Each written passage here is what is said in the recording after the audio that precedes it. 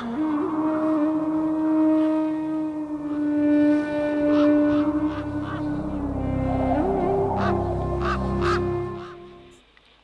welcome back to the Carnivore and Beyond podcast. I've got a treat today because I've got my friend Zahir Khan on, and I'm going to read a little bit out that I've cobbled together from his website to see if I can give you an idea about him. Zahir Khan is seen as a contemporary mystic in the tradition of Sufism, having spent 8 years studying at the feet of a master of the Qadriyya school of Sufism, and even further studying and meeting teachers from the nondual Advaita and Buddhist traditions. Zach says on his website, "I looked for something outside myself, some mystical state I thought would make my life work. And I traveled and drifted for years in search of it. Life was failing, and in order to make it better, I thought I needed to get enlightened. The story of me contained pain and suffering, and I wanted it to stop. I wanted the house, the car, the beautiful wife, the ability to look my peers in the eyes and feel their equal, to be a man. So to do this, I undertook a myriad of methods, teachers and schools. In the end, it meant nothing. It was a story just like any other, nothing special. Yet the joy of realizing that I was what I'd always wanted to be let the pain go, and it was realized that there had never been pain, just an idea of it. Once seen, life becomes a walking, sitting, standing meditation, for there's nothing that's not this reality. In the end, one moves from names, terminology, and methods into reality, and paradoxically then the realization arises that even when I was method, pointer, and technique, even when I was seeking, I was still this reality, still this freedom. Just as a rainbow may have many colors, as we travel through the rainbow, even though we may experience different colors, it's still the one rainbow." Hey, I got through that without choking up. I tried that a few times this morning, and the rainbow bit got to me. When you've had this experience, that really hits a chord. That's beautifully expressed. So I'm glad I didn't choke up there, because that would have ripped the piss out of me through the whole interview. So Zach and I met a couple of years ago. I went to a meeting, some non-dual meeting in Liverpool, and I thought, well, hey, it's a non-dual meeting. It won't be like all the TM meetings of vegetarian pizza and soup and videos of gurus. And I was horribly disappointed, because it was vegetarian pizza and soup and videos of gurus. But I recognized this dude, and I thought, I've seen him somewhere before, and I'd seen him on a Buddha at the gas pump interview. I placed him.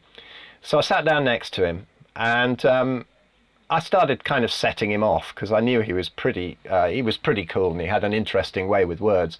So I set him off, and it was interesting. He eventually figured out who I was, and he turned to me and he said, "There's two people who've been on Buddha at the gas pump here. Why are we watching videos of Rupert Spira? Why don't we have a decent chat?" But anyway, it was lost on them. But I did manage to set Zach off in the end, and the evening descended into mayhem, where he really can rip people apart. He does it with great compassion, but it was hilarious, and some people were actually quite disturbed by it.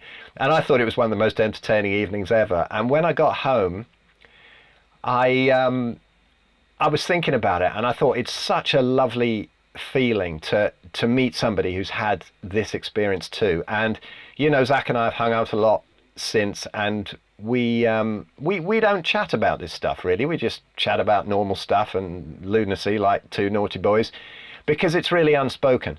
So it'll be nice to get deeper into that. When I got home that night that I met him, I left the handbrake off on my van, and I left the door open, and it ripped the door off on the side of the house. And I thought, with an omen like that, he's got to be trouble. So let's see if we can rip a few more doors off today. Zahir Khan, welcome. It's great to be here. You've already character assassinated me, so there's not much left to be said. Yeah, it was good. Non-duality Liverpool was fun. I like the fact that we kind of ended up permanently disbanding that group after turning up there once. Yeah, did they just not invite us back, or did it disappear? They just never ever did another meeting again after that meeting. Well, do you know what? Sitting in a room watching videos and having vegetarian pizza and being spiritual is, if I'm honest, it's like I entertain nowadays, because most people don't want to know this stuff. So I'm kind of getting to a point where I'm like looking at people going, well, if you really want to know about this stuff, talk to me, but ask me the right questions. get me excited, so I'll actually start speaking, because most people are here just for entertainment. They're like, oh yeah, I've heard about the spirituality thing, so immediately I've got to say namaste. I've got to start saying it's all just this, and I've got to eat vegan diets and things like that. And I probably will come out with a few profanities, but it's all just bullshit. And No, this is what I love about you, because there's no bullshit there. There's no wafting around and crystals and things like that. I've had enough of that. I've had 30 years of that in the TM movement, and so this is refreshing. Look, I was with a teacher, and when I first started, it was like like you said, it's from the Qadriyya silsila, which is like this school of Sufis who they can tend to get a bit ecstatic and stuff. Now the teacher I was with, when he walked into a room, you stood up. When he started eating, we didn't eat until after he started eating. We had to finish our meal before he'd finished and all this stuff. There was a lot of discipline and all this stuff, and great ecstatic outpourings and all of this stuff. And I spent 8 years following this guy around, confused. You know what I mean? Scared of the guy. I was, verbally assaulted. I mean, the first thing he said to me was, "I'm going to hit you," and I was like, "What's he mean by that?" And he threw an apple across the room and smacked some guy in the face with it and stuff. So I was like, I'm so glad he said that to me. But the guy was a strong teacher. I mean, he could just look at me and make me cry, which was incredible. You're a grown man, guy looks at you, just burst into tears and stuff. And after 8 years of following this guy around, all this stuff came out, and I was so weak, and I was so pathetic as an individual that I wanted to hang around, even though I knew this guy. I affectionately now call him the fake who was real. And even though everything he was doing was completely crazy and left field and everything, I just wanted to stick around because I just didn't want to grow up, just don't want to be a man about the whole thing. I just don't want to take my responsibility, and go out into the world. And after a while, everything I thought about this stuff, it was just crap. So the thing is, nowadays, okay, fine, I talk to people, I kind of throw in a bit of current affairs, I kind of throw in this, because I'm trying to show you, look, mate, it's just life. It's really just life. It's exactly what it would have been like if, instead of being an idiot and going, I need to become enlightened and stuff and everything, you'd have just got on with it. So sometimes I find that the people who live in their ordinary lives are messing up and making the mistakes, and their wisdom is greater than the guy sitting there saying, let me sort your chakras out. Because he's probably bypassing in some way, and so are you, because these places are lovely to sit in. I mean, I'm character assassinating myself here as well, because I do meetings as well. But it's like a case where I'm trying to say to people, look, you need to walk out of these places and walk into yourself, meet yourself. That's the only person that matters. That's the only teacher that's ever going to have your answers. Even I'm going to give you some information. That's what I'm going to do. And then it's up to you. But what you find is, the spiritual business now is a growth business. We've got guys on Instagram with 1 million, 2 million hits and stuff and everything, making these beautiful videos. I'm watching this young kid at the moment called Jay Shetty, which no doubt lots of people have heard of. And he makes these really beautiful videos. They're lovely. Bring it here to your eye and all this stuff. But it's just nice spirituality packaged up. And sometimes it's not about being nice. Sometimes it's about, destroying a few myths about things. Like example, what you're doing with diet. People killing themselves. I live in Manchester. There's guys wandering around with laptops showing people about animals being slaughtered. And I've seen that with masks on and stuff.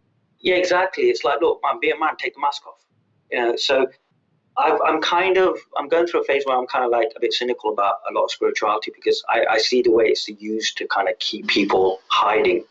And, in this whole idea of spiritual bypassing, you've got all the cliches and you've got all the sayings and everything. And something I'm saying is, let's look at these definitions. What does it mean to wake up? What does it mean to be even spiritual? What does even enlightenment mean? Because I have no idea anymore. So I found that my conversations are getting much, much more normal. But at the same time, I know there's so much to say about this stuff, but it's like people aren't asking the right questions anymore. It's like something I said, those who wish to learn will learn. Those who wish to be entertained will be entertained. If you want me to sit there and say namaste to you or say salam alaikum to you and wear a nice robe, I'll do that if it helps. I think a lot of the misconceptions come from people thinking that it's some kind of great attainment.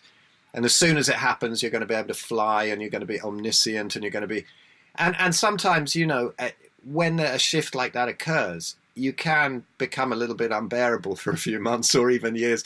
But when you think you've really attained something, but eventually you realize what a baby you are, what a natural state this is. What I love about bringing this out and why I want to combine this whole myth thing in this podcast, on all levels, is that people just see all of the things that they think some guru up in the Himalayas in a loincloth can do, and these mythical people, and just to blow up all the myths about it and find out that it is the core part of our ancestral disconnect.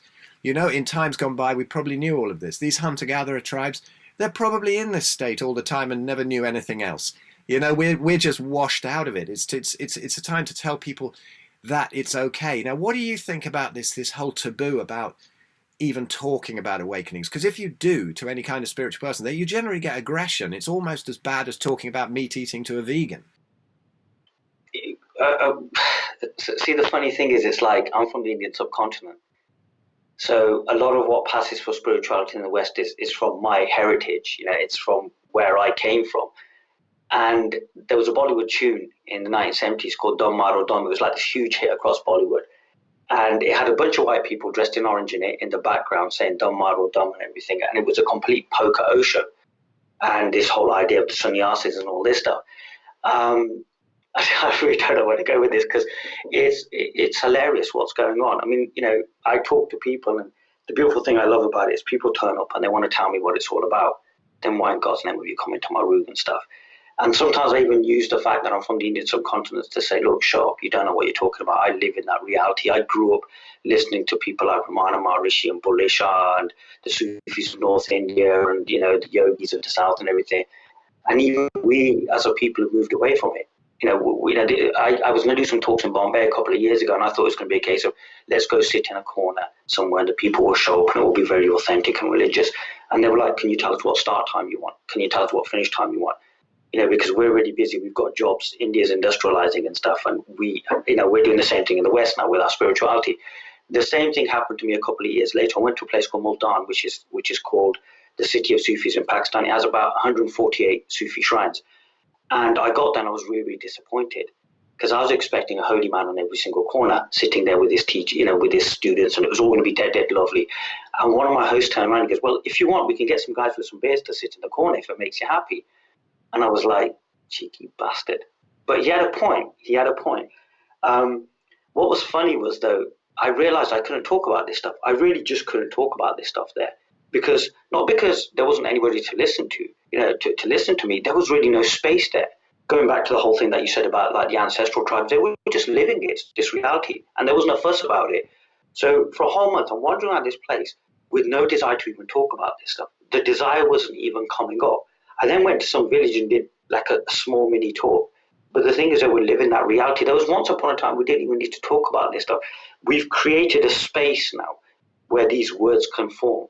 It's whether we can close that space now as quickly as possible. And in a sense, that disconnect now whereby we're living in a modern time now, and we get our spirituality in bite sizes of Instagram and things like that. And there's just this huge, as you said so beautifully, a disconnect. And it's like, how do we close that disconnect to the point where we become redundant, to the point where there's no need to even talk about this stuff? Until we close that gap, unfortunately, we're going to have to play this game out with people going, how dare you talk about spirituality and awakening is like this, and you couldn't possibly know because you're a working class guy from Coventry, but I went to Rishikesh. And it's like, okay, mate, cool. The thing what you do there is, I've been using the term recently, educated fools. We've got a lot of educated fools now with people who know about this stuff. And God, do they know about it? Do you know what I mean? It's like, let me pull out the Bhagavad Gita or the Quran or the collected works of Rumi. And you've just got information. But what are you going to do with that information? So what I tend to do is I kind of sometimes address it, or sometimes I just smile. And I just go, I'll get my moment with you. So I found myself getting much more patient now with people, as opposed to in the old days where it was just like, I'm going to kind of hit you over the head as quickly as possible, because, this fool's going to wander around everywhere and he's going to go around telling everybody that he knows stuff and everything. So he'll walk in. The reality is we have an opportunity at every moment to wake up. But the problem is we miss it because of our arrogance now, because we know this stuff now. The Sufis talk about the last veil to fall is that veil of knowledge. We don't want to let go of our knowledge now, because it gives us comfort, it gives us a sense of worth. It makes us feel special, because guess what? We're spiritual. But the reality is, what does that word even mean? I mean, what is spirituality? Because my understanding of it is that there is no such a thing as spirituality. And to even say that such a thing as spirituality has limited it. It's made it something limited, which means it's another separation, which means it's not it. So whatever we think about spirituality, we have to throw it out. As we start throwing this stuff out, we're going to close the gap. We're going to get to that point where we will know intuitively how to eat, we will know how to heal ourselves, we will know how to actually be, but we won't even need to connect to ourselves because there'll just be this connection. We won't even call it a connection. We won't even need to even speak of it. As you know, for this whole month I'm wandering around and I'm talking to rickshaw drivers and kids, you know, street kids and everything, and it was just alive. It was just happening as it was happening. Great, wonderful. It was beautiful. Why then would I need to complicate it? It's like, you know, why would I tap? You know, the Arabs have a saying. There's an old Arabic saying, you know, speak only if your words are more beautiful than the silence. The problem is that there's too much chatter going on, and that's kind of creating hassle. So I'll get back to that. It's funny. When I went to India, I found exactly the same thing. We were out there for a few months, like 99, 2000. And I thought, oh yeah, it's going to be so spiritual, it's going to be wonderful. Actually, what I found out was it was just chaos, like Monty Python all the time. I mean, it was hilarious, lovely, funny place. But the spirituality side of it was crazy. I mean, even in Varanasi, you know, we went down to the Ghats and there's all the yogis sitting there. And it's funny because you get the tourists, you know, all the hippie tourists, and they sit down and they're smoking chillums with these guys, feeling really spiritual and thinking, oh, I can't wait to tell everyone back home. And I remember saying to one of them, you understand that these are not the real yogis. You know, I said, this is exactly like sitting down in Waterloo Station and drinking meths with a tramp. You know, you're getting so mashed you can't even stand up. And you know, they just want a few rupees. But that's cool as well. You know, it was hilarious. I had a guy contact me recently. I love this. The guy was sending me like 30, 40 pictures of himself, a shot, you know, like on Messenger and stuff. And he said something about, come to India. It's the spiritual guru of the world. And I just thought, what arrogance. It's like we do not have a monopoly on this. You know, I'll tell you as someone from there, you know, I can take anybody off a street corner in India now and turn him into a Maharishi, turn him into a yogi. I mean, recently there was a case of a man called, I won't even try and say his entire title, but he was an Indian godman. And recently what's happening is the government's now clamping down on all these godmen and stuff. And he was the son of a teacher, so by default he's now a teacher, whether he knows or not. And what he was doing was taking hundreds of thousands of millions of rupees every year in donations and making Bollywood movies with them, in which he appeared as a hero and a Superman. I can send any trailers to anybody who wants to kind of like get into it with me about this and stuff. In the end, they found out he was a sexual predator. He was raping he was raping his students and everything. And all of this stuff is happening on a constant in the Indian subcontinent. You know, one of the best things about beginning my journey on this spirituality is within 3 months of starting this journey, my best friend lost his wife. You know, he was really, really dear to me, and it was a holy man who turned up and said, you two can't have children, so I will help you have children. So obviously my friend in his naivety thought, guess what, you know, he's going to pray for her. What he forgot to tell my friend, he was going to sleep with her.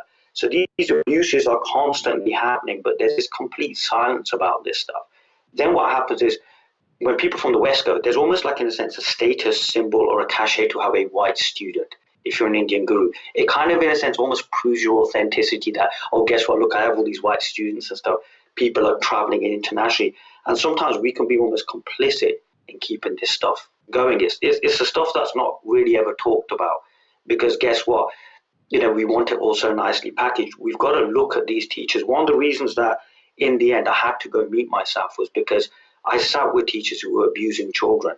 But guess what? There was a lineage there. Guess what? There was a costume there. Guess what? There was a student. There was a school with millions and millions of students and stuff, you know, who were welcoming people.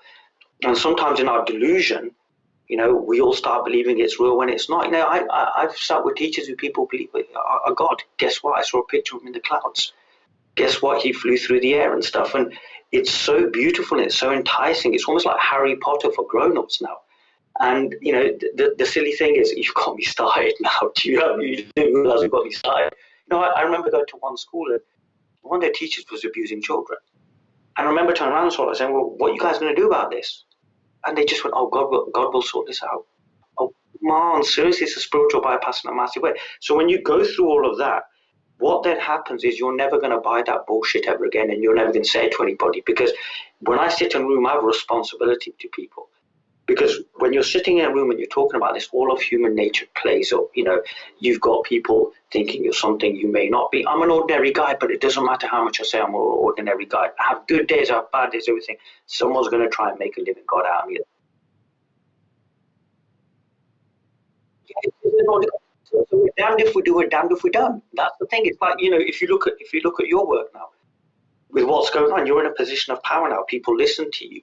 And it's so easy to, in a sense, abuse that power. And the thing is, as much as, you're Phil Escott, you're an ordinary guy doing ordinary things, and I've, we've met, I've come to your home and, I've met the kids and everything, the whole works. It doesn't really matter because we're going to find meaning where we don't want to and stuff because we're so terrified of looking at ourselves. So what do? I take my power and I throw it out in the hands of a benevolent guru. I spent 8 years sitting there waiting for something called for a nagar, which is like a look from the teacher.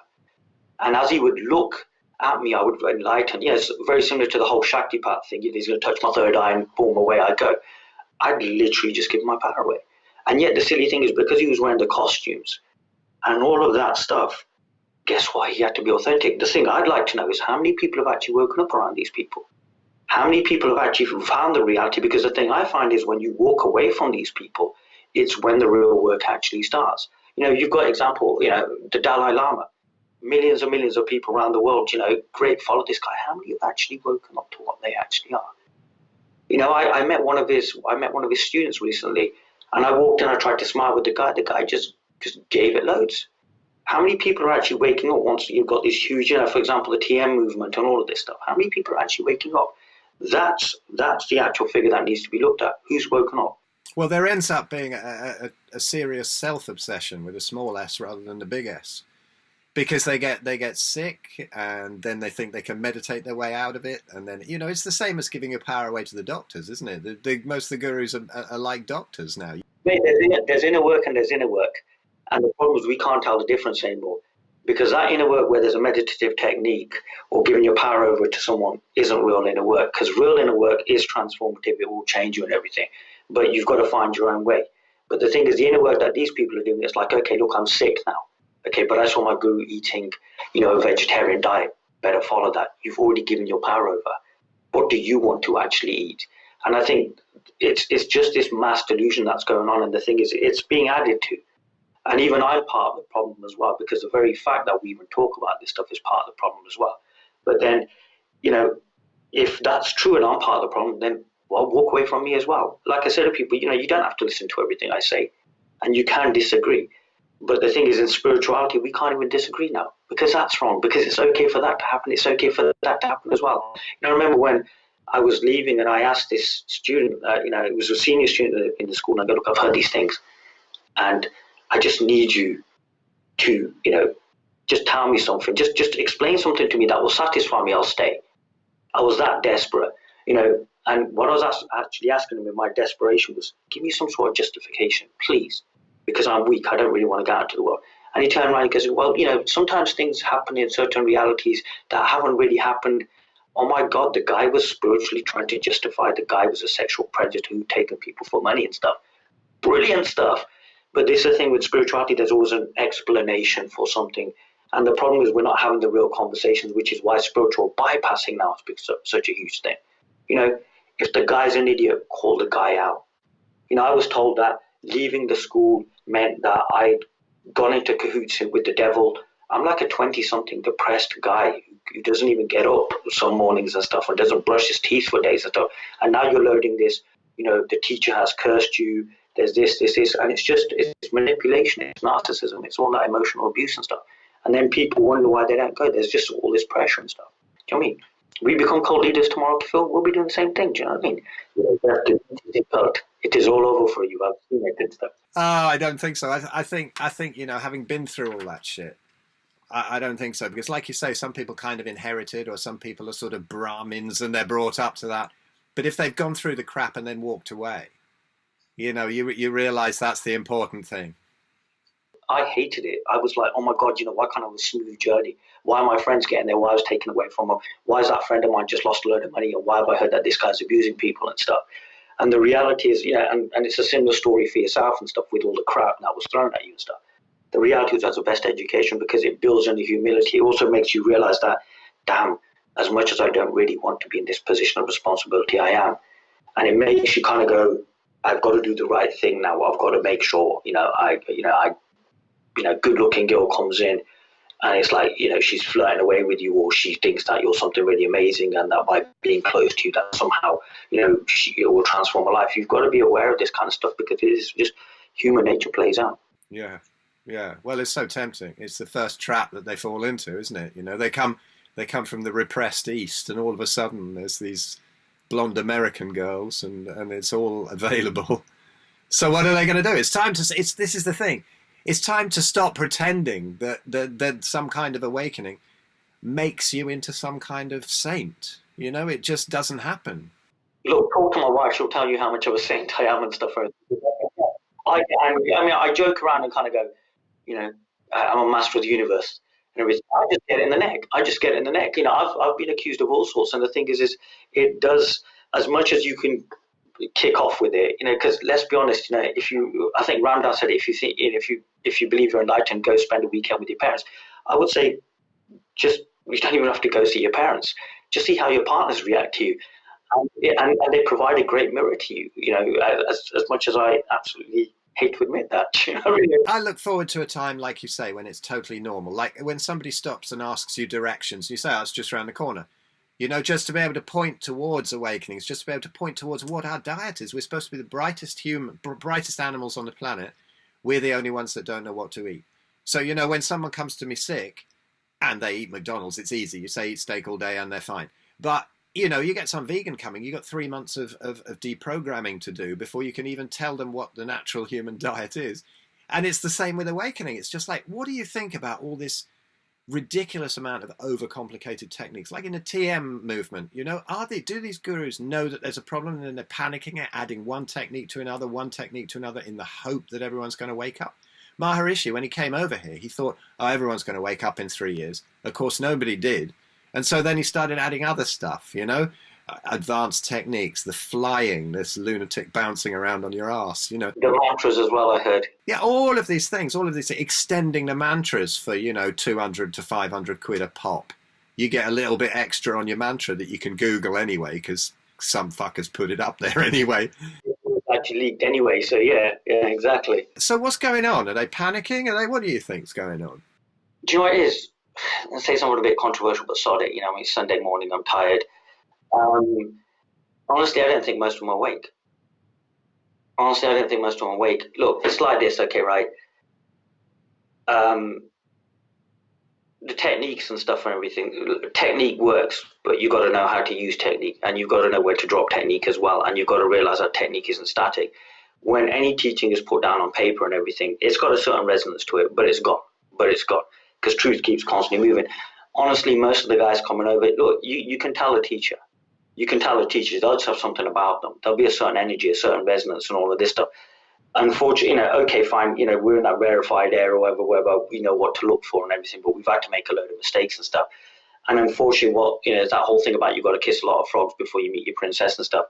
And unfortunately, a lot of these guys are entry-level stuff. Because, the real guys are wandering around and it's all perfectly ordinary and it's missed by most people. It's like, last year I had the pleasure of seeing Russell Williams, who's like this old, teacher. I saw him a couple of months before he died and stuff. Walked in, guys sitting there, and there wasn't even a single spiritual technique mentioned. The guy was just having a conversation. And he ended everything with the words, well, I think that's a good question. What do you think? And I just looked and I thought, whoa. Amazing. People just walked in and just completely just closed their eyes and just lay back. And the guy's just chatting away. Half the times you couldn't even hear what he was talking about. It's just like, well, I think that's a good. And I just remember looking at it thinking, wow.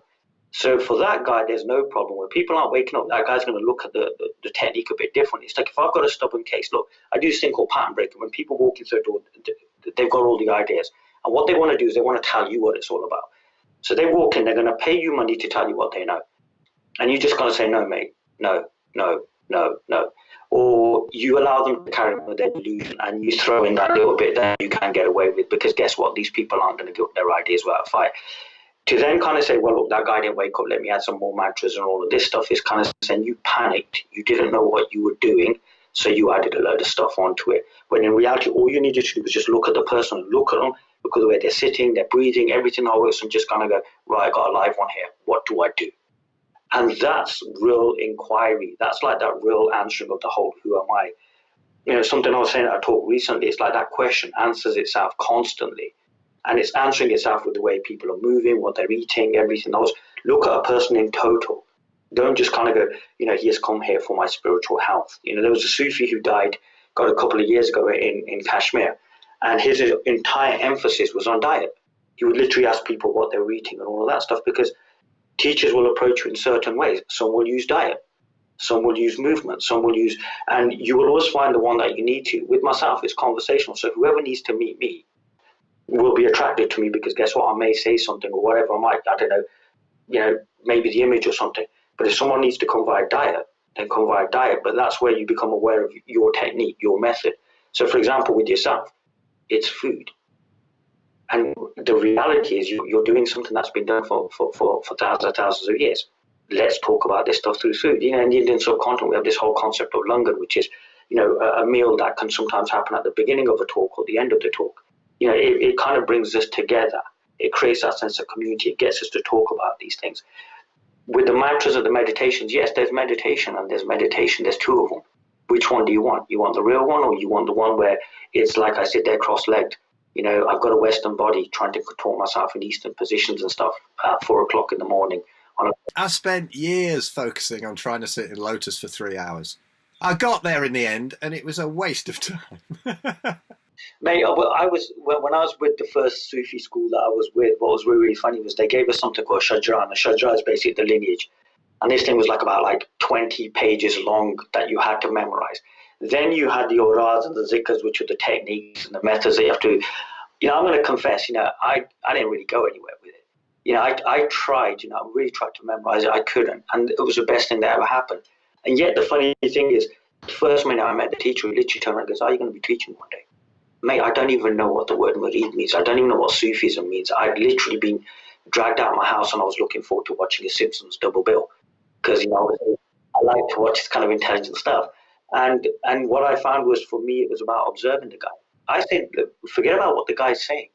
What's he not saying? Well, you know, look at the way the guy's sitting. Let's look into movement. Let's look into diet. Because remember, every teacher will portray themselves. And the thing is, if you know what to look at, because observation is almost like, in a sense, a dying art now. If you know what to look for, that guy will tell you everything. You know, you could wake up just even looking at a teacher. But the problem is the charlatans have said, yes, he looked at my picture in the presence. Did you really look at that? So it's kind of crazy. What a lot of these charlatans have done is taken age-old techniques that work, and they work perfectly, and then they've just misunderstood them. And then they've created this misunderstanding going forward, which is why now we've got all of these educated spiritual fools wandering around the place who could do a better talk, who could, you know, rouse you to tears by quoting Rumi and everything. And yet, guess what? They're the blindest people in the room. You know, someone once said, you know, in our traditional Islamic thing, that we have imams, which are like priests, and the imam is like a candle. You know, he illuminates others, but is in darkness himself. And that's the problem. A lot of these guys are illuminating everybody. Because look, if I take the words of Ramana Maharishi, they'll have a resonance even after he's gone. But whether I'll understand them or whatever, you know, I've seen people, you know, I've had guys quote Ramana Maharishi and Rumi and things like that to me all day long. But do you actually know what the guy meant? Do you know what the context it was? You know, because all you're then doing is you're just quoting. But if you're quoting, then mate, I can Google that thing as well. I can read that book. Tell me something that I can't hear out of a book. Yeah. Did you find that when you were young, you'd read books like that and you'd just puzzle over them? There was one particular one. It was called On Having No Head. I think it's somebody Harding or something. Yeah, The Headless Way. And I read that, you know, and I could not make head nor tail of it, but I kept on reading it, and it's knackered, my copy of it. All the pages have fallen out, and I couldn't make head nor tail of it at all. And then I remember listening to the guy who he turned it over to. I forget his name, but he was on Buddha at the gas pump, and I was there fishing overnight once, and I listened to it, you know, about 4 or 5 years ago or something. And I thought, and you understand it immediately. You know, you can't get past the direct experience of it, because then all of those books make sense. Or you can pick out the little gems from the dog shit in the rest of the book, you know. Oh, you know what it is? It's everything at the appointed hour. Sometimes you hear the same thing over and over and over again. Then one day it just hits you and go, whoa. You know, I remember it's like when I got into the Sufism thing, what was really, really interesting was I sat there for about 2 weeks with this guy. He'd come from Pakistan and everything, and it was all really amazing. It was all brand new, and it was all these ceremonies, and we did whirling, and I didn't know what whirling was, and I did we make a prat to myself. So I kind of slightly put my hands out and tried, and everybody else was trancing out, and I didn't have a clue what was going on, but I just said, "Play along, Mr. Khan," you know what I mean? And then the funny thing is, I came back to Coventry, and I went to the local university, and they had this Sufism section. I was like, "This is really interesting." And I remember reading about 10 to 11 books over a week period, just walking in there. I don't know what I was reading. I just seemed to be going through books, and it wasn't even as if I was reading it. It was just, I don't know, something that was just happening. Years later, I ended up in Liverpool, and the central library there's got this section on Sufism again. I was drifting. I was still looking at everything. I ended up living in Toxteth, and I thought to myself, you know what? I need to make my life work. I'll go there, found some spiritual books, read them. And now the funny thing is, all that knowledge from all those years ago that I just kind of naturally just came along. It wasn't like, okay, let me sit down and study. Oh, there's a book there, I'll read it. It just kind of comes out as and how it needs to. But then it was like, what was really interesting was towards the end of the whole journey thing, I remember coming across book 1 and 2 of the Masnavi, which is, Rumi's epic. And, it was a Sunday. I got the books. I thought they were classic. And then, one Saturday, I just sat there reading them, and I'd read a few lines and then just sit there and just trance out to the whole thing, thinking, wow. But, I'd read book 3 years ago, and I'd used one of the poems to chat up gills. I'd be like, I'm a painter, 1,000 images I paint. So I was completely using it for the wrong reason. My friend, chatted his wife up by going, let me read some Rumi to you and stuff. So I was abusing the guy, badly. But then, the understanding comes as it does. Sometimes we'll revisit stuff, Like you said, you're reading a book, you don't know why you're reading it. It was like, I was reading these books, I have no idea. All I know is somebody had said to me I think it was a Sunday or Monday morning, why don't you become a murid, which basically means become a student. And I thought, I've got nothing better to do. It was that flippant. I was like, yeah, why not? He was showing me this technique, and it was like involved kind of like moving your head about. And I remember opening my eyes midway through, and the room was just spinning, and I thought, wow, trippy. To which he screamed, shut your eyes. So, sometimes we get into situations we don't even know why. If you really think about it, I don't think this is what we thought we were going to end up doing. I must admit, I didn't really have this down as, the game plan. But then life takes you where life wants to take you. It gets, it's Sunday morning, I'm talking to Phil Escott about, this stuff. It's hilarious if you really think about it. But that's the beauty of life. It just takes you. It gives you the understanding as and how it wants to. It's the only teacher there actually is. The rest of it is playing with the stuff. Do you know what I mean? Absolutely, yeah. I never ever thought that I would end up being the meat guy. That is so weird to me. That's so bizarre, because I kind of half thought that I'd end up doing what you're doing. But then again, that's good, isn't it? Because then the ego gives you a slap and it tells you what you're supposed to be doing. It goes, no, mate, you've got to talk about steak all day. I'll give you what I felt when I first met you. I'll go back to that, because I remember what it was I'd been in Bradford on Thursday night, and I'd gone back to my old school. They've got like a little branch, so I'd gone back to my old school. And what had been really interesting is at 1 o'clock in the morning, I was outside my house, and there was this elderly Sufi guy who'd been obviously doing this a lot longer than me, telling me about forgiveness and stuff, whereas I was just, I want to beat that guy up, And what was funny is I woke up the next day, and, the non-duality Liverpool meeting came up, and I was like, I'm tired. I really don't want to go. But I knew I was going to go. And what was really, really funny was, like, my friend rang me, he goes, oh, I've just had a baby daughter. And I was like, how cool. I was like, congratulations, mate. And I remember standing outside that flat, and you walked past me.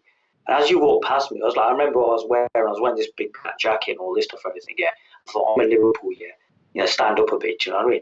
And as you walked past me, I was like, you know what, there's something about this guy. And then straight away, and that's when you know what to look for. It's like straight away, there's something about this guy. Right? Straight away, it's like, look, I didn't need to kind of say, mate, are you awakened? It was evident. It was just, boom, there you go. And then as you're walking down, I thought, he's going to the same meeting as me as well. So as you walked into that room and everything, and then the way we sat there and everything, I just thought, you know what? And then I could, you were nudging me, but it wasn't verbal or physical nudges, but it was a nudge. And I was like, look, mate, I'm tired. But I don't remember. It was almost like I was having a conversation in my head with you and stuff. It's like, look, mate, I'm tired. I was in Bradford the night before. I really don't want to go there. Okay, right? And then it was like, boom, away we went. And, we just started talking to these people. And I remember kind of showing parallels in religion and stuff and everything. And then there's a bit where you just burst into laughter and stuff, but made it out that you were choking or something like that. And it was like, wow. And then that was a beautiful beginning of it. What was amazing was then, I remember we walked to Liverpool Line Street Station and you went, why am I walking here for? I was like, mate, no idea. So I remember hugging you. And then I got on the train and my friend rings me and he goes, my mother's died. And the first 10 people, like that I thought of, I just felt I wanted to tell you. He goes, you're just one of those people I need to tell. So on that day, what was really crazy was I saw birth, I saw life, and then I saw death all in one day. I get home, and me and the missus have this huge almighty row. And then what was really silly is she's at the top of the stairs, I'm at the bottom of the stairs, and we just looked and thought, why are we rowing? I don't know. And with that, the day was complete. And yet the funny thing is there was nowhere else in the world I could have been. But in that meeting, there was nowhere else you could have been. And it had to start something. And whatever it started, and, because we had a summer where we met each other and, I came up to see you. I want to tell everybody your address in case, the vegan hordes get there and stuff and everything, or, the meat eaters and stuff. And, you start your call for, we had a laugh and we've now changed because it's like, I never thought, like you said, you never thought you can be doing the meat thing. I never really thought I'd be doing this thing. As a matter of fact, I didn't really want to do this thing. And I know the challenges that we've both been through to even kind of get to this point, because on some level, we know the responsibility that's there. And it's crazy, I kind of almost remember that period where we got to spend some time together. It was almost like we were children. We had no idea. We were just, two naughty boys having a laugh, talking about stuff, blowing up some stuff. And now all of a sudden, we're doing a podcast, and we're now blowing these myths up, kind of across the internet, which is crazy, but it's the way life works, mate. Ah, it's fun, isn't it, man? I mean, we almost didn't make it through. I think I almost crashed the car that time when we drove to Lytham St Anne's to do that talk, and you came out with that scenario about breaking into Greg's to steal a load of pasties. I can't even remember what it was. You know what it first. I love the way that you. I was laughing so much I almost crashed the car. My contact details will be the end of this podcast. So if the people wish to know the reality of what actually happened in Greg's, I'll be more than happy to set you straight, because I knew Phil, your benevolent leader today, would do this. Now, obviously, to keep his honor, I shall refrain from the reality of what happened on the night to Lytham St Anne's, of almost crashing the car and the foray into Greg's. I must have had a blackout. I don't remember it, man. I must have had a pasty blackout because I can't remember what happened. I will enlighten people as to what actually happened. No, that was a great night. I loved it. I absolutely loved it. But these are see, we're so conditioned to miss this stuff. The entire evening was the realization people were looking for. Two guys enjoying themselves. They're going off to a place. They're going to cause a bit of trouble at this meeting. We're going to blow a few things up. There's going to be a load of vegans, and this guy's going to talk about meat. And then I'm going to come on second half and go, I've realized I don't know anything about self-realization, but I've got to fill out the next hour with this talk and stuff. So, but the silly thing is, it's so blatantly obvious for those who wish to see it. It's blatantly obvious. For those who don't, then you know what? They'll always miss it, and they'll continue to miss it. And that's fine. There are people who wish to be entertained, and they'll always be entertained. There'll be others who, like you said, they might read an entire book and find that one little nugget. There might be somebody who watches us and gets that one little nugget. Mr. Breers must have talked to thousands of people during his lifetime. But then one day, going through a marketplace, he sees a man, he grabs the reins of his horse, he asks him a question, and look what happened in that conversation. It's always about the conversation. It's always about those moments. And we're so conditioned now to say, no, let's not stop. Let's not look at those moments, because that's not what grown-up people do. They go to work, they make their money, they stress out, they get into loveless marriages and stuff and everything, and they don't play out the naughtiness that they wanted to. And yet science has now discovered that, you'll learn a new skill, faster by playing than actually, like trying to learn the stuff. So the problem is we need to get back to that whole idea of play. We need to go back to that innocence, but not like this childlike innocence thing that the spiritual community is always going on about. But we need to go back to what we actually are like. I love the word you used about that disconnect. We have disconnected. But let's ask ourselves that question: what have we disconnected from?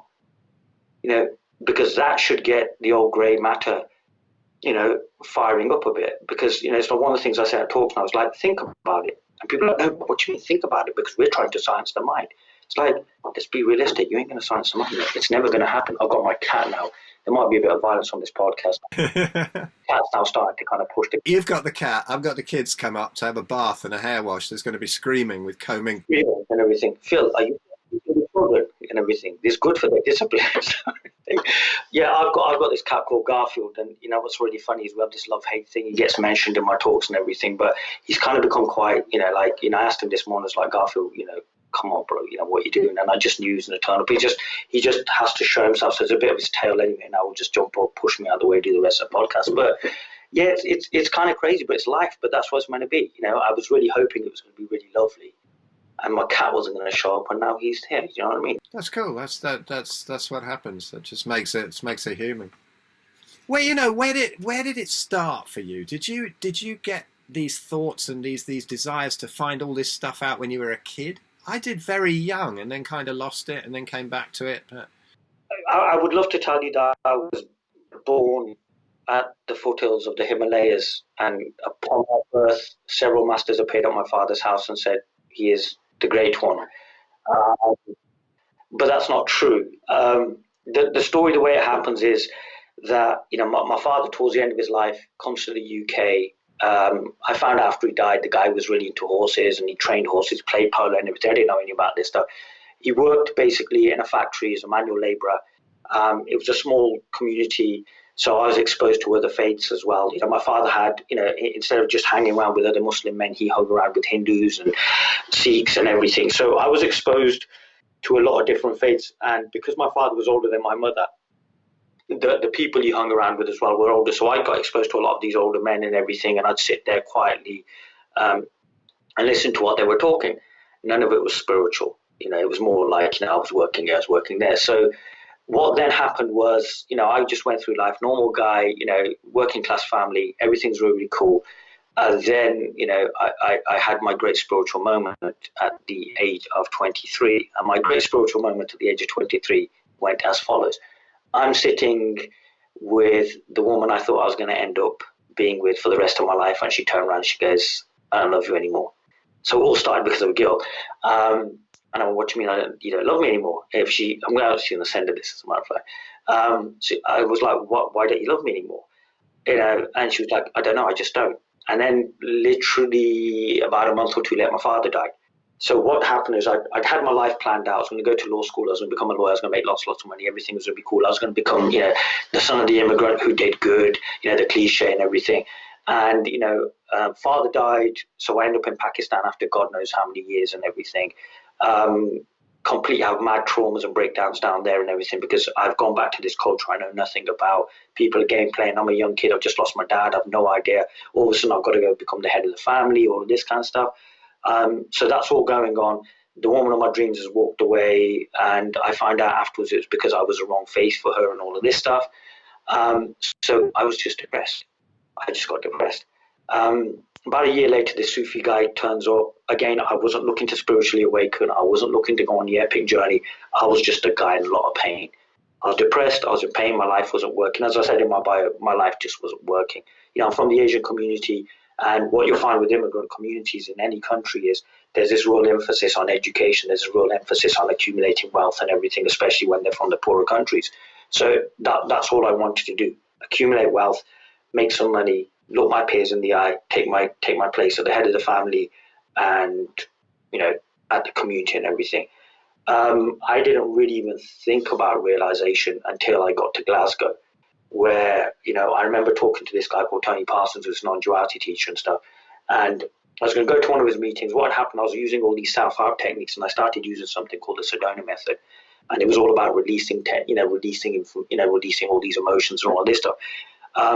I was so convinced on it that I went to the Highlands of Scotland for about 2 weeks, got myself a tent, and decided to use this release technique with meditation while surviving on a diet of water and dates. Because what had happened is, like a crazy person, I'd read this website called Purpose of Your Life, which has now gone down, but it said that if you disconnect from society, it's like a computer. You know, if you've got 40 programs running, when you take all the programs off and there's one running, the computer will run faster. So I decided to go to the Highlands of Scotland and sit there for about 2 weeks and everything. At the end of 2 weeks, and this is all in the book and stuff, I failed. I realized I couldn't wake up. And, I was a coward because it was, become enlightened or die. So I got off the hill, went back. By this time there was another girl involved. So I moved back to Glasgow and thought I'd do a year of partying and stuff. Around that time, I remember Tony Parsons again because we'd had this initial conversation where, he'd said whether you're here or not, you're here. And I thought that's weird. So I rang him one Sunday and he turned around and he goes, if you think this is going to improve your life, it's not. And I remember just thinking, you bastard. And I then spent the next half hour listening to this guy where he just blew my brain out and stuff because I'd come across some of his stuff on the internet. We then talked every week and then I had my first awakening. And I rang him up excitedly and said, I've had this awakening. So he said, well, look, why don't you come down to London and share it at one of my meetings? So I went down to London. Is that children I can hear screaming in the background as the beating started? I like it. So what happens is I went down to a meeting and I shared my experiences and I met a couple of these other non-duality teachers. So, I've had my awakening. So as far as I'm concerned, guess what? I'm enlightened. Everything's already cool. I got myself a job. Everything's good. Life's working. I'm wandering around in this blissful haze. And then one morning I get up and it's gone. I thought, damn, it's gone. And everything, I've lost enlightenment. And I don't even know where I'd lost it to. Then what happens is, I go down to London again. There's a teacher called Roger Linden. He's like an old TM guy, Roger and everything. Oh, Roger's a guy. So I had this mad conversation with him for about an hour, and he goes, sometimes the mind comes back and everything. So I listened, but I wasn't convinced and everything. He was right, completely right, but this enlightened state had disappeared. So then what happened? Oh, did you find Roger as well? Oh, he's here. Yeah, there you go, Garfield. You're here now. Right, okay, you go and everything. Yeah, Roger's amazing. The, the, the thing is, the thing is this: if somebody should accidentally wake up, should somebody make the mistake of waking up, the first people that will attack you is those who are around you, who are spiritual. How dare you wake up and everything? I remember doing my. How dare you? Oh, they have to because guess what? You've just gone and attacked their reality. You may as well have just gone in there and just slept with the guy's missus because that's what you've done by waking up and stuff. But yeah, spoke to Roger. And then for about 6, 7 months, I just thought, get on with your life, forget about this stuff. And then, disappeared from Glasgow. I was up and down the N6. I was between Glasgow and Coventry. And then I spoke to Tony again, and I just had that sensation all over again. So again, I go down to London. Talked about how I felt and everything. The woman next to me went, "Oh my God, you're enlightened." And I was like, hey, I don't know, I'm just blissful. And then after 2 months, it disappeared again. So I'm like, this is no good. Then what happens is a couple of months later, I ring up Tony's wife. She goes, Zahir, there's nothing you can do to wake up. I'm like, okay, cool. Then I hear about this young Sufi guy. And basically all that I heard, and I didn't even hear him was a young Sufi guy. There was a guy, he went to the holy city of Medina, and he came back and he shaved his beard off. And I thought, well, this guy knows. So I ring the guy and I go, look, I'd like to come and see you. And people are like, he doesn't pick up the phone to people. So he picks up the phone and I go, look, I'd like to come and see you. And he goes, when? I go, tomorrow. He goes, what time? I went, 10 o'clock. So about 10 o'clock in the morning, a bunch of them were gathered there waiting for me, and I met 10 o'clock in the evening. So I got there, and it's all rather tense and everything. And, I made some joke about, I don't know, spiritual masturbation or something crazy like that. And it just broke up the thing, and the guy turned around to me and goes, ask me any question you want. And I was like, I don't really need to. It was just, I was just watching everything going on. It's just a bunch of young guys talking about this stuff. A couple of days later, I'm sitting there on the sofa, and I always kind of de-emphasize this nowadays, but I heard this phrase which I'd heard every teacher say in exactly the same way. It is cheese or whatever. They'd all said it the same way, and I just went, oh my God, they're saying the same thing. So regardless of whether they were Sufis, yogis, non-duality guys, Buddhists, whatever, they were saying the same thing. And the thought started, and I just thought, it kind of whirled inside me as I kind of talk about it in the book and stuff, and then it was gone. So I don't know what that thought was. And I just sat there and thought, I'm done. And, my friends turned up and they were like, bro, we bought some peri-peri chicken, yeah, and chips, I was like, I'm okay, guys, you know what I mean? I'm okay, I'm done. And they're like, all right. They thought, well, he doesn't want to have no food and stuff. So I'm just sitting there looking at these two guys, totally in love. I'm just like, I'm done. And I just remember just sitting there and just thought, you know what? God, I can't believe it. It's over. And I didn't even know what was over or anything. It was just like, I don't know, it's over. And I just got up and I went to bed, but I don't remember then, what happened next. And I just remember opening the door to my flat in Glasgow, and there were cockroaches. This cockroach went across the carpet, and I thought, this shouldn't happen to me. I'm enlightened. And then I thought nothing of it. And then one day I'm going past the Glasgow Theosophical Society, and the door was open. And obviously I knew of its history with J. Krishnamurti and things. I just walked in. I just saw the door open as a sign from the universe, and I just literally walked and went, I'd like to do some talks. And this wasn't all planned or anything. I just literally walked in. I don't even know why I said that. And he goes, what would you talk about? And I went, non-duality and Sufism. And he went, well, have some of that, as if he was buying, I don't know, some vegan stuff off me. And then the following Wednesday, I went in there with a mate of mine for moral support. Guy walks in, he'd had this massive awakening and stuff. And I said, look, it's just an awakening, so what? Get on with it. Or something really disrespectful like that. And I did this summer of talks, and I woke up one morning and I was just like, I don't want to do this. There was too much responsibility. I got interviewed by the Urban Guru Cafe and Never Not Here, which were big deals back in the day. So I was completely prepared, I suppose, for international superstardom as a speaker. But, I suppose I didn't have the responsibility and stuff. And then about 3-4 years ago, I'm lying in bed in Glasgow, having broken up with the missus for the umpteenth time and stuff, and trying to get her back, And basically I've got this IT job starting, and I'm lying there in bed terrified. I realise I can't do it anymore. And my mate walks in and he says the fateful words which everybody's heard now, which is, do you want a cup of tea? And I actually said, if he said anything else, I would have just died there in the bed. And then went back to the Theosophical side, I said, can I get my Wednesdays back? And they go, well, we'll give you Fridays, which in Glasgow is like a kiss of death for any talk, because come on, Friday night. And then just started talking. Then, met my current, partner, moved down here. And the weirdest thing is, I started talking all over the country. And then one day I see this thing on Facebook about non-duality Liverpool. Walk there, go there. I don't really want to be there. I'm tired, and I bump into you, and the rest of it says history. And now, yeah, I'm talking about this stuff, but it's completely different to what I thought it'd be. I thought I'd be sitting in the room talking about beingness and awareness and presence and Maha mantra meditations. I just made that last bit up and stuff and everything, but yeah, I found it's something much more ordinary than that. And I found that the wisdom that I was trying to find, I would have found by just living an ordinary life. The girl who broke my heart appeared years later to ask for forgiveness and stuff. And what happened was, I became spiritual. I ran after Sufis and non-duality teachers and yogis and everything, looking for the answers to life. She got married. She had kids. Her marriage broke down. She then found the person she wanted to be with. And I always say her wisdom was greater than mine.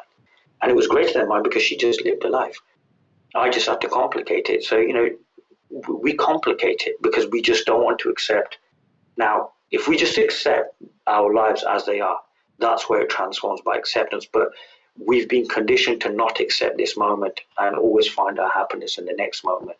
And that's what causes the problem. That's what causes all of the problems in the world have come from one thing: we've just stopped accepting now. You're right. I find that I sometimes think that I'm much more dim, much more stupid than everybody else. That's why I got so sick. Because Detta, you've met Detta, and she's just so stable through everything, all the way through that when I was ill, all through our good times, bad times. She's totally stable and totally chilled. And I'm the one who's doing all this talking and teaching, probably because I need to know it the most, And yeah. Whereas she's just chilled. Wasn't there some old story about some serious guru, whose wife would look after him and sweep the floor and all of that and that kind of thing? And then in the end, she was completely enlightened, and he realized that the whole time. And he was just, well, I've been waiting for you, to stop messing about. The best one I heard was, there was this teacher and his wife would just bully him. And, he was like, but don't you realize I'm enlightened and all this stuff and everything? And then one day he prays to God. He goes, please allow there to be a miracle. Do you know what I mean? That will show to her once and for all that I am this great one and all of this stuff and everything. And what happens is this. The cat and me are going to have words after this. So what happens is, look, I'm having my moment. So what happens is, one day this bird walks in, this bird as in a natural bird, not a bird as in bird, flies in upside down, and he kind of goes, see, I prayed for this miracle or something like that. Some miraculous thing happens, and this bird flies in, and he's kind of, summons up this bird, and it flies in, but it flies in upside down. And what happens is, he goes, see, this miracle happened. She goes, yeah, exactly. It was so good you couldn't even get the bird to fly straight and stuff. I think so. The thing is, as I say, even teachers have teachers, and sometimes the teachers are actually, like you said, it's our other halves. We just have to unfortunately talk about this, and we're probably deluding ourselves that we know something as well. And we have our moments where we go, yeah, guess what, we know something, but after a while we don't. It's like even this conversation now. A year, 2 years ago, oh my God, we've just been naughty boys and it's been crazy. And now, even with this, it's the thing I found is the further I've gone down this thing, I've realized there's not really much I know, and I don't even know why I talk about this stuff. And yet, just this talking keeps going on, and people keep showing up, and even I'm like kind of scratching my head, going, "What's going on?" And I've sat at your talks, and I've also sat with you with one-to-ones, and it just blisses me out. Because I see, honestly, I mean, I know you're just a naughty boy and we talk about nonsense, but I do see a master at work. I really do. Oh, stop it, man. Seriously. I don't think it's much to do with you or your personality. It's what comes through, isn't it? It's like when people say how inspiring I am and stuff like that. I don't see it, because when I start talking, it's nothing to do with me. It's like something's coming through. The brain's a receiver. It's not the seat of the consciousness. The seeker plays his role, we play our role, and it's humbling. It's like I've seen. I remember when we first met, we were just these guys kicking about, and the thing wasn't going away. You were gonna talk about me. It was just like, if I want to see you enthusiastic, all I do is I throw a piece of steak at you, and then that's over, mate. And you can hear it. It's passion, and it's something that people are missing, and people are attracted to that, because we feel we've lost it. But the reality is, if we were ready to be honest about it, I ain't got a Scooby what's going on. I really don't know what's going on. Do you know what I mean? But it just seems to be, I know it's building momentum. People are showing up, But the desperate need to find out what's going on covers up the truth that you really don't need to know what's going on. Yeah, you don't. You just what? Put one foot in front of the other and see where it goes. I've walked into rooms and sat there and thought, what the hell? And then I walked out 3 hours later going, wow, that was kind of crazy. It works through you, and it is you, and it's this and it's that. But after a while, the need to know dies. The problem is the ones who want to know are the ones who are in trouble. I have no idea why this is happening, but damn, I'm having fun with it. It's like, I went to Bosnia a couple of months ago. It was my first European talk, and it was crazy. There's this Nicki Minaj clip on the internet. It's like bad bitches be flying from LA to Prague and stuff, yeah. And I've got this guy who comes to my talks and stuff, and he's like, he's just camper. They come, and I'm like, yeah, bad bitches be flying from LA to Prague and stuff. And I'm like a kid. I'm going through Munich and stuff. Everything. Yo, I'm gonna go to Bodega Veneta. I'm gonna do this and this and everything. And it was also lovely. And now, yeah, okay, you're jumping on a plane. You're jumping off a plane. You're thinking Ryanair's gonna scam me. And Lufthansa is going to give me that cheese pickle sandwich, which I really, really like. But it's life, and it's just, you just meet everything with kind of almost. Some days there's a wonder, and then some days there's I hate my life. I don't want to do this stuff anymore. I'm going to go to Tesco's and I'm going to get myself a job as a cashier or something ridiculous like that. But that's human nature. That's what. I remember talking to his teacher recently, and she goes to me, "Do you ever think about quitting?" I go, "Yeah, I do." And I go, "What about you?" She goes, "Yeah, every day." And that's when it's right for you to talk about this stuff. When you're there going, oh, I'm the master of the universe and people must, and I've got my gowns on and all that stuff, that's when you need to quit. And that's what happened with a lot of these guys that came over. I really hope that if this ever gets to this crazy stage where it's like huge, that I have that humility. I've actually said to people, if I start acting like a dickhead, please call me out and stuff. I'd like to one day even be able to walk away from this stuff, because all I know is at this moment in time, there's stuff I've got to talk about, and it's just got to leave. It's just got to go. I've got to say the stuff and everything. When it's done, it's done. In 2008, that's what happened to me. I did this summer of talks, and then there was no real desire to ever talk about it. I became an ordinary guy, which already am and everything, but I just got a job, knuckled down, got myself into a relationship. It was cool. And then this craziness started. I think Jay Krishnamurti didn't talk for 10 years because there was no desire. And that's what happens when you could wake up tomorrow morning and go, I want to be a vegan. Do you know what I mean? Don't do it, Phil. Be killed and stuff, everything. But that could happen to you, which is cool. But again, don't know. I just know there's something going on. What that something is amazing. I just invite people to let's look at what this something is. So listen, man, tell me, Tell me the Zach view of what's happened in spirituality with diet. Is there anything that you get brainwashed with in Sufism? What's happened with this Hindu and Seventh-day Adventist crap? Basically, this is what happened in the 60s, right? A bunch of guys in India came over and, right, God almighty, now this is going to be an epic one. I can see it's going to be like a Joe Rogan thing. Basically, what happened in the 60s, a load of Indian gurus from the Hindu tradition came over. The vegetarian diet thing is massive and everything. So what we see as spirituality now in the West is really just Hinduism being propagated, but in a softly kind of approach and stuff. All religions do it. Do you know what I mean? In the Islamic tradition, they use Sufism. In the Christian tradition, they use the mysticism, the Gnosticism and all of that stuff. It's like, in a sense, the actual essence of the religion, but kind of watered down to make it easy. And it just became a business, mate. And it became such a huge business that it became a monster that we couldn't control. And it just became huge and stuff. The whole thing came down to money. The whole thing came down to money. Now, I'm not saying that there wasn't anything, inauthentic about it. There was. But I'm an Indian guru, like you said earlier on. The Indian guru jumps off the plane and he's in this completely repressed culture. And now he's surrounded by 20-something nubile blondies and everything who want peace of him. The problem that happened was the Indian guru coming over wasn't able to make that cultural shift. He wasn't able to adapt. And there was a spiritual immaturity in the people that he was talking to who just grabbed it. That we have something called the self-realisation, which is basically like Descartes, I think, therefore I am. And that's what happened. People saw the Indian guru was eating a vegetarian diet. They decided that as well. It's like that Zen master who enlightens having a cup of tea. The students see it and they all start drinking tea. So, I think therefore I am. Do you know what I mean? It's that, that's what happened. So we looked at it, he said namaste, so we said namaste. And the problem was that the teacher, and I'm not going to throw it, I'm just going to be a bit controversial and say it was the teacher's responsibility to stop that kind of behavior and stuff, everything. True spirituality will always adapt wherever it is. So if I'm sitting in Pakistan, I'm not going to be sitting there in a sweatshirt and stuff. I'm not going to be saying half of this stuff. J. Krishnamurti was a classic example of it. In the West, his talks were completely different to the East. In the East, people would touch his feet, they'd kiss his hand, they'd see him as a healer and all that stuff. A true teacher will be able to transcend culture and actually include it as well and everything as well. And the thing is, we were conned into saying that to be truly spiritual, you've got to say namaste. And to be truly spiritual, you've got to eat a vegan diet. Whereas if you go to North India, people eat meat. So where did that one come from? And a lot of the gurus came from South India, and South India tends to be, I think, kind of more, it's kind of more into the whole Advaitic traditions and everything, because that's where the true Indians are. Because if you look at North India is like the UK. Do you know what I mean? The true English are in Scotland and Wales now. They got pushed and everything. So it's there. So, and they're very traditional in their thinking. I've talked to a few teachers down there, and it's like it's a very, very traditional thinking.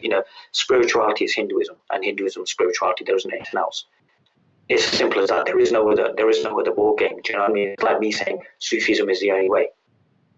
Is it really? Are you sure? And everything. And going back to that Maslow's hierarchy of needs. This pyramid. At the end, they're all saying the same thing. It doesn't matter. You can say Ram in one country, you can say Rahim in the other. You can say Allah in one country and you can say God in the other and everything. What we're getting confused about is words. We're actually not talking about the actual thing. We've just been confused about words. We're defending our words. That's all we're doing. We're defending our traditions as well. You think about it. If I come from another country, I'm going to defend my traditions. And the reality is can we meet in the middle, devoid of those traditions, or be able to meet in the middle with our traditions? Say, in my culture, it's a vegetarian diet. And that's how I found it. But you know what? Feel free to explore. But the reality is these people weren't able to give that power over to the people that were talking, saying explore. At the end of it, it's like me saying that Sufism is the only way. It's like apples aren't the only, oranges or apples aren't the only fruit. And that's where, if the spirituality is alive, it's like I come from the Islamic tradition. And yet I go to Bosnia and most of my crowd is Christian Orthodox. And, I go to the church with them. I go to the mosque with them. And I'm not trying to convert anybody, but the thing is, it was almost in a sense like a conversion thing going on, but really, really certainly whereby, for you to be spiritual, you've got to take on our culture as alien. You're seeing it with the Buddhists as well, the Dalai Lama coming over and everything. And it's like trying to fit, a square peg into a hole.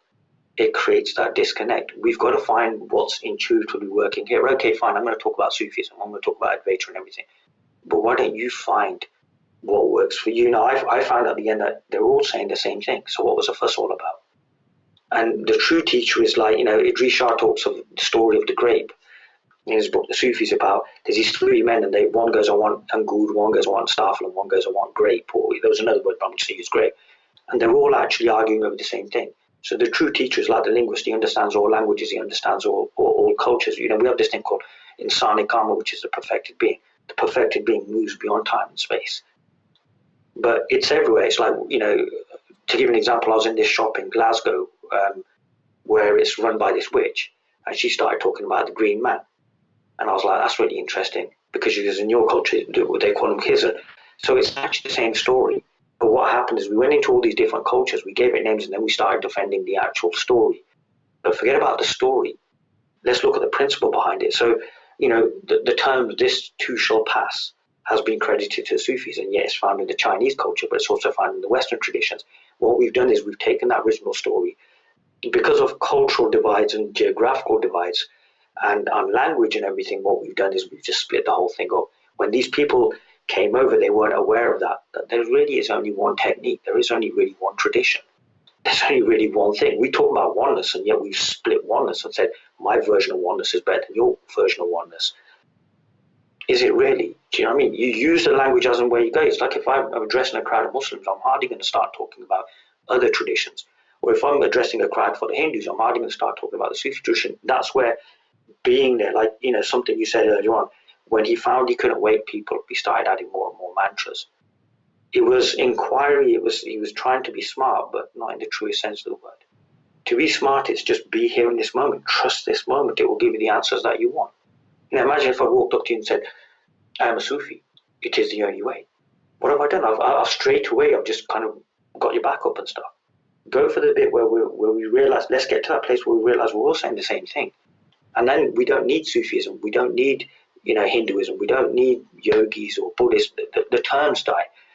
We then don't need to be told how to eat. We don't need to be told that, what's that term, sattvic or something like that, or whatever, that diet's good for you. How do we know this? Like, how do we know? It's something I'm saying recently, it's like, let's question our definitions of this stuff. How do we know that a vegetarian diet is going to be spiritually better than us? And, okay, people have tested the idea and they've got sick. So, if you're in doubt, test. You tested it. You took it to its conclusion. I got sick. I started juicing because guess what? Condition. So we have to undo our conditioning as well. So there was a lot of stuff I learned at the beginning about traditional Sufism, and I realized it's this stuff that we're arguing over about. I've got to have a vegan diet is like, in a sense, the outer kernel of the whole thing. Go past it. Go past all the dogmas, and you'll realize, oh my God, we're all saying the same thing. It just becomes ordinary. That's why it's two blokes on a Sunday talking about stuff that interests them. Somebody might listen, somebody might not. I apologize. I didn't, I've thrown a few, terms in Arabic and all that stuff, but really, is it really needed? Say you're a guy and your life's not working and you live in Canada, you don't really care.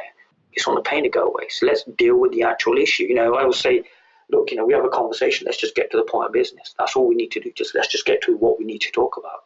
I tell you what, man, just at this point, now you mention that, there was something I wanted to ask you. I get a lot of people following me who have some sort of painful disease, What's your, and I bang on about how you can lessen that pain.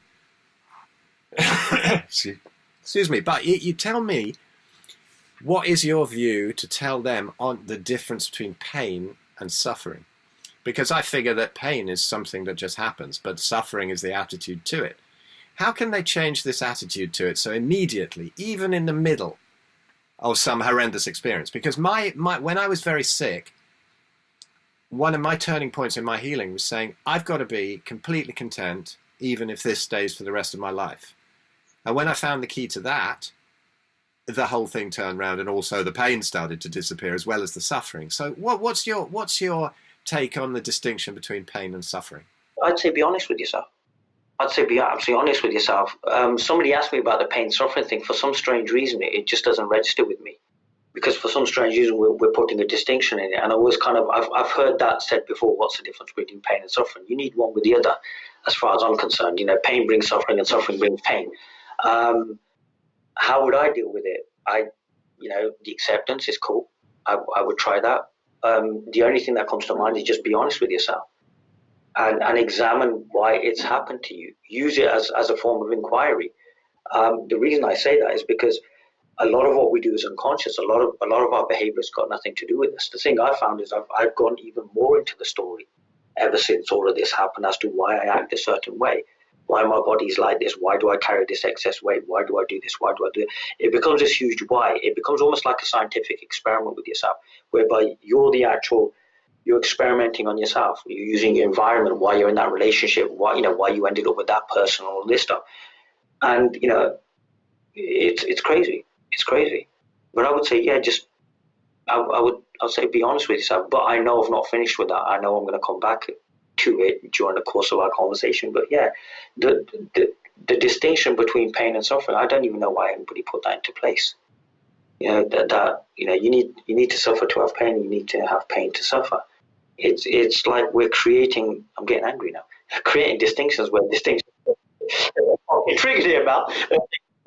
How dare you ask me a question like this? We're putting distinctions into place that don't need to be into place, and the distinction between pain and suffering has caused that pain. It's caused that suffering and stuff. So can we throw it out the door? Can we just let it go and stuff? Because going back to this whole, even yourself, you're kind of in a sense a healer. People have disease, you go and help them. Can you make yourself redundant? So with me, the very fact that I talk about self-realization, sustained seeking, I'm part of the problem. Can we, and because we need something, I will always attract seekers and you will always attract sick people. So for us to be able to heal, can we actually pull ourselves out of the situation? Do you see what I'm trying to say here? Because it's kind of... I understand exactly what you're saying there about pain and suffering. But, and I kind of half expected that one. Because, but on the level of somebody who is in this terrible pain, there are certain attitudes that one can have to lessen the suffering and just to sort of observe the pain. But in the inquiry that comes, it's a beautiful little side road you've got off that. I really like that, because it brings if in that inquiry into it. It's almost like the body's shouting for attention, and if you put that inquiry and that attention, then often the whole thing lessens anyway, because the body goes, all right, now they're listening, I don't have to shout quite so loud. It's simple as that. This is what I would do, and I'm thinking of a certain person at this moment in time. I would look at that person. We never look at people. Like, what I mean, I'd really observe that person. I'd look at that person. The other thing I'd do is the spirit or the attitude I would take is that I'm meeting another aspect of me. Because if that person's come into my life, it's actually trying to tell me, I'm so glad you've asked me this question, because I've just remembered this story and stuff. That person's another aspect of me. I would love that person. I would respect that person. Because when we've got to sickness and we've got to that, there's been some sort of trauma there. There's been some sort of pain there and everything. And sometimes these people need to be loved. Now, before I go off into the whole airy-fairy hippie thing, I would look at that person in a very live way. And I hope you're with me on this one and stuff. Are you still here and stuff? I would look at that person in a very live way. And the problem is we don't really engage people. We don't really look at them. We want to prescribe. A lot of these healers want to tell you something, not realizing that they want to tell you what they know. And in that situation, that person's sick, don't tell them what you know. Just be with them. Actually use your own presence to actually bring that person together. And if you want to heal that person, end the separation between you and them and see it's an aspect of you. As you see it's an aspect of you, you bring it into you, and it just becomes one. And what you find is that's why do people come to these kind of, it's like talks and everything. It's because they're meeting themselves. There's that presence. The most healing thing in the world is to destroy the idea of the other. Not destroy the idea of others, but as Ramana Maharishi said, there are no others and stuff. Is to see the inherent oneness of everything. Everything you ever meet and everything is you. You're meeting disease because it's an aspect of you. When it's examined, what you'll find is there'll be no disease in your life. Which now allows me to tell this story. There was a man who went to the court of a king, and the king was sick, so he healed him. and told him what to do, and he healed it. And the king said, surely there is no finer healer than yourself. And he said, well, I have a brother, and when sickness takes root, he's able to heal it. And the king went, wow, surely there can be no finer healer than your brother. He goes, no, there is one finer than that. And he said, well, who's that? He goes, I have this brother who can, before sickness even forms, it doesn't form, it's healed. Which is a bit of a contradiction, but that's the only one I remember. Because as for me, he goes, I need muscles, I mend bones, and I do a little bit. My point is, get to that point of healing where there isn't even any need for healing anymore. And to do that, it's like, it's the inherent oneness of it all. It's like, go from the entry level of, look, eat steak. Now go to the point that stops, as it forms, we don't even need to get steak, because when we're at that point where you're at a carnivore diet, things have already gone wrong. And now we're resetting. So then what do you take it one step forward? As it starts forming, so example, as we start hitting middle age and stuff, can we be smart and kind of go, the body's taking a bit of wear and tear. Can we start putting certain strategies in place? And if we can put certain strategies in place, what will happen is that, as we put those certain strategies in place, illness won't visit us. Then can we go one step further and live that kind of life where there is no such a thing as illness? This whole idea that spiritual enlightenment has said about there being bliss and pain, no pain and all this stuff. In other words, a wise man learns from his mistakes, an even wiser man learns from the mistakes of others. So can we take healing back to the point where we become redundant? And then there's no pain, there's no suffering, there's none of this stuff. And it sounds like a very idealized thing to say and very, out there and everything. But the reality is every single one of us can do this. And it's we end that disconnect, we close that gap, and we rest as what we actually are in our natural state. That, once upon a time we were always there. But the reality is we are all still there. So the actual work that needs to be done to heal ourselves is to look through these stories, let go of what needs to be let go of, put down what needs to be put down and everything. For you, has a lovely little look on your face, man. It's really cool. And just become aware. Be aware of the fact that we are the very thing that we're looking for. And in that place, there isn't pain. In that place, yes, a body may disintegrate or whatever, but our actual nature has never known pain, has never known suffering, has never known joy, happiness, because these are transient things. Be the thing beyond, that was prior to that transientness. And I really hope I haven't lost half the crowd here now, but, but be that thing that's prior to that. And that thing that prior to that, it already is. So whether you're looking for it or not, you already are. So that's why this is just reminders and stuff. But it can be reminded, but from a practical viewpoint. For that, we don't need to take on a vegetarian diet. For that, we do not need to say namaste to each other. For that, we don't need to contort ourselves into yogic positions and stuff. For that, all we need to do is just be honest with ourselves. Be good to ourselves. There's this huge thing about self-love. Actually love ourselves. But what does it actually mean to love ourselves? Because we don't even know what that is. We've got this kind of fantastical Hollywood view of it. We know our immaculate six-pack and her with her long flowing hair, with our Instagram perfect lifestyle. So we're being sold an illusion. But, what this is that child, from that book, The Emperor's New Clothes. Sometimes we just got to say, look, it's not true. And the reality is spirituality now has become, the emperor who's naked. And everybody's going, what fine chakras you have and what beautiful, robes you wear and everything. And the reality is it's just empty, it's dead. We're repeating the words of dead men. Rumi's teacher was once in a gathering, and as I say this story, I've contradicted myself. And there was a man there, and he was saying the condition, he was talking about a great teacher, another great teacher. And Shams gets up and in a moment of anger, he goes, why do you talk of the condition of your heart with the words of others? Where are your words? Where is your legend? What are you going to unfold? And that's the thing. It's like we're not singing our songs. When we start singing our songs and being authentic and real, then guess what? It's a radical act to be real in a country of fakes. But guess what? The disconnect that you talk about, going back to that time, was when men were men, women were women. We were what we were.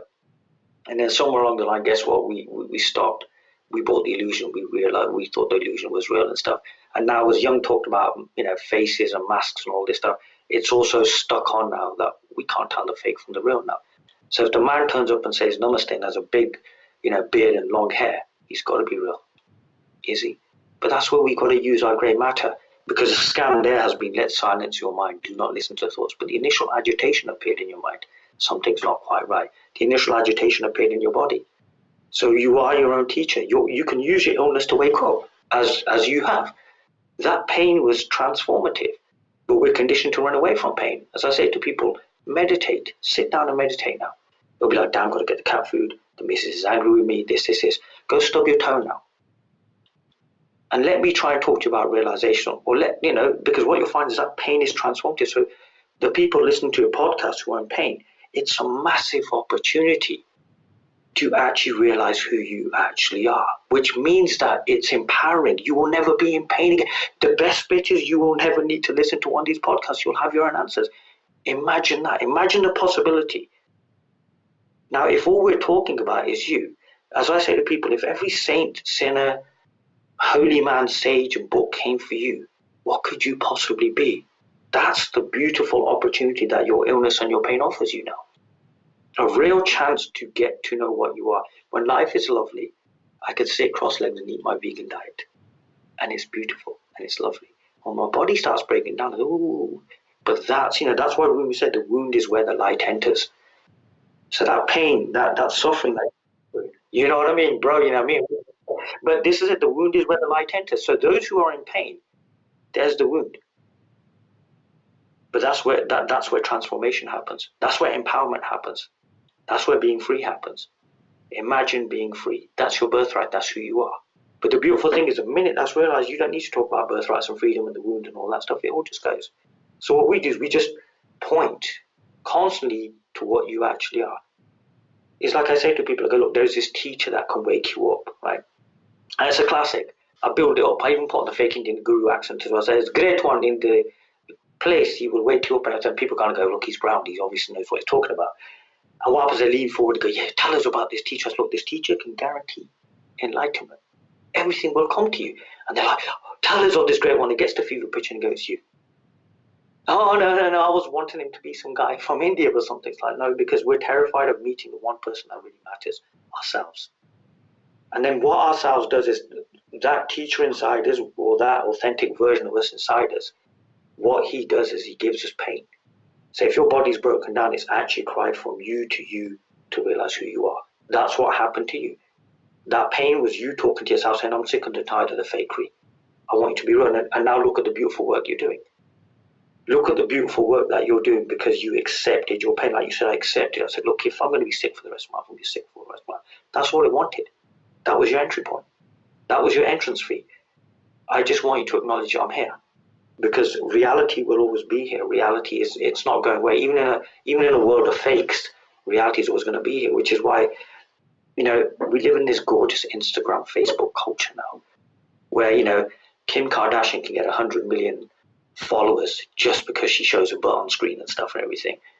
And in all that fakery, there are still people who will talk about this stuff, whether it's done in gatherings, whether it's done online and all this stuff, but it's not something esoteric. It's not the preserve of an Indian man sitting under a tree. You don't have to go to India. You just got to be in it. You just got to be honest with yourself because it's you. And this is a guy who lived in country, was born in a working class family. No holy men came to announce my birth. My father worked in a factory, pretty uneventful life and everything. I was in pain. I was just an ordinary guy. I do not have a spiritual background or a heritage to speak of and everything. I can make one up for you if you want, if it makes you happy and everything, and if it works. And there was just pain. It wasn't physical pain, but it was pain. And I just wanted to shut that pain. That pain was transformative.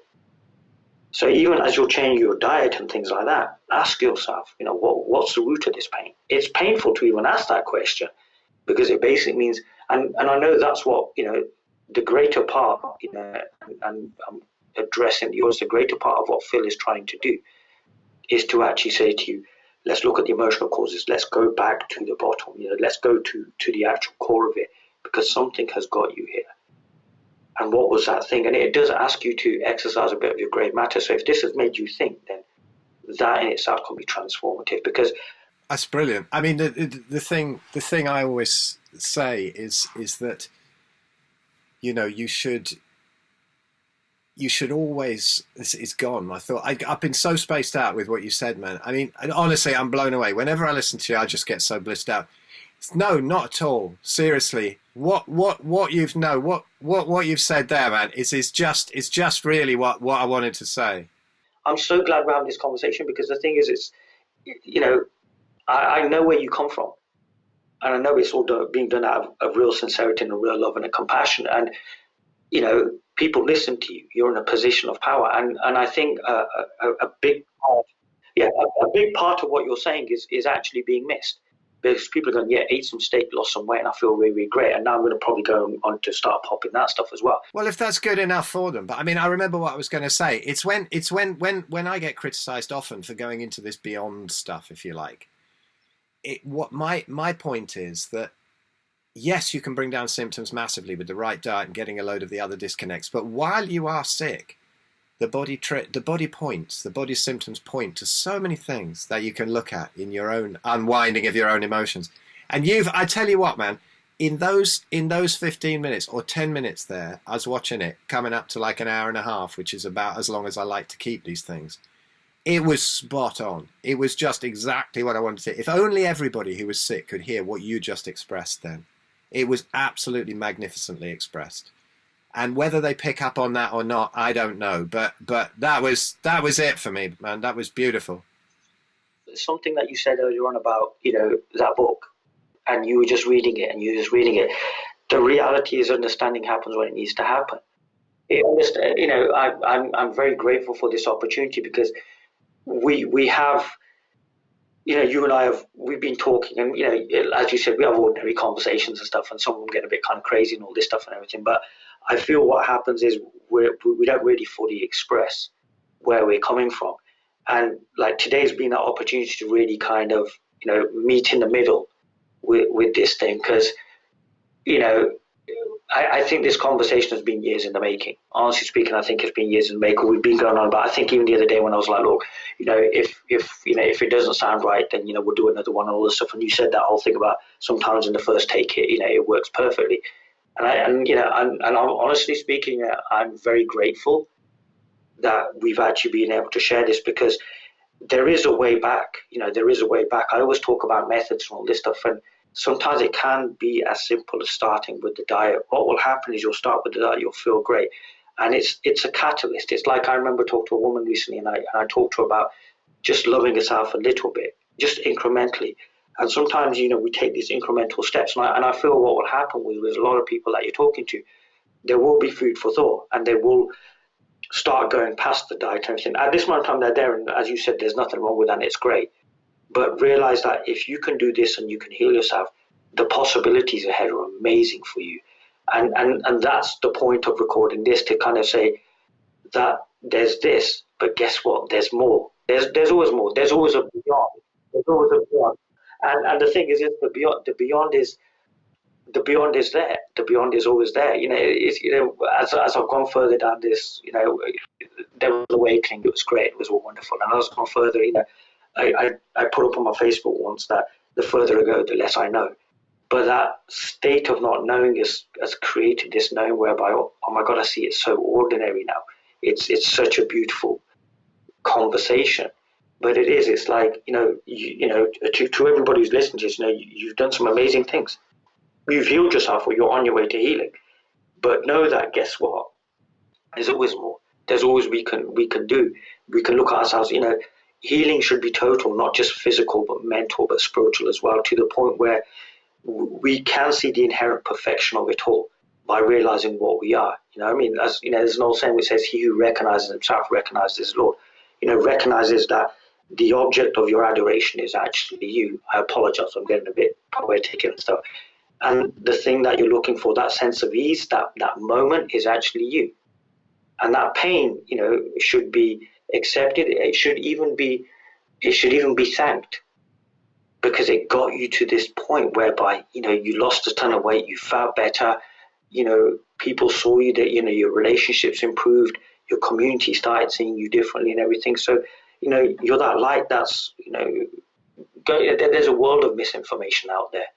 And, I can only sort of like really, in a sense, just commend people for doing stuff like this, because, today this stuff is rather left field and everything. But if enough people are listening to this stuff, it one day will become mainstream. And, every time you do something to heal yourself, you're healing others as well. And it's a beautiful thing. What else could there be?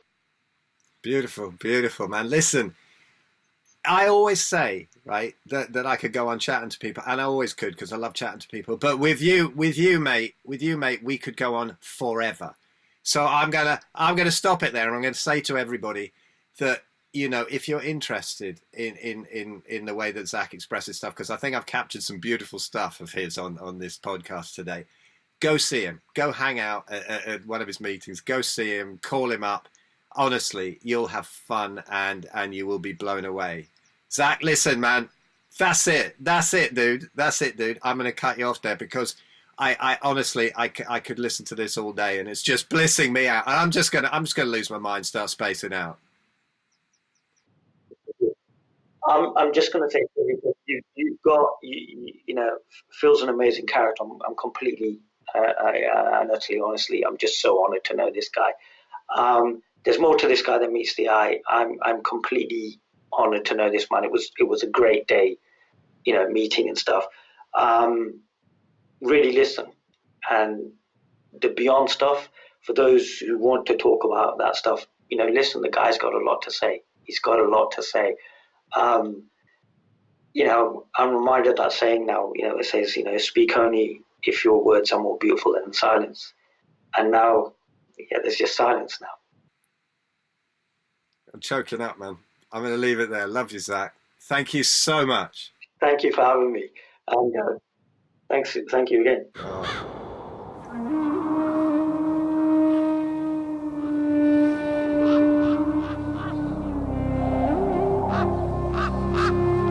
Son of a lighthouse keeper, through cons and a wishing well, prayed for a love to call his own, a love to break the spell.